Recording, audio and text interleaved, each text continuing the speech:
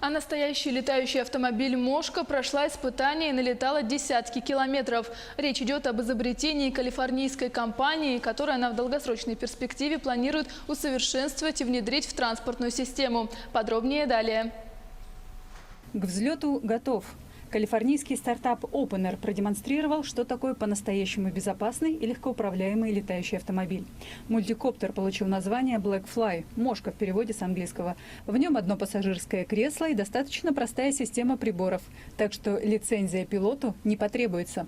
По данным американских изданий, проект финансировался основатель компании Google Ларри Пейдж. Изобретатели утверждают, что на создание машины ушло 9 лет. Аппарат прошел по меньшей мере 1400 испытаний и налетал 19 тысяч километров. На Blackfly установлены 8 электродвигателей. Они распределены на крыльях так, чтобы избежать неожиданных перебоев в пути. Машина взлетает вертикально и может без подзарядки преодолевать расстояние до 64 километров на максимальной скорости 115 километров в час.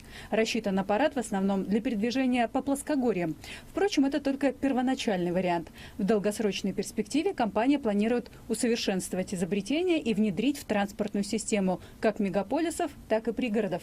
Причем следующее поколение аппаратов будут потреблять гораздо меньше энергии, чем представленный прототип, утверждают создатели.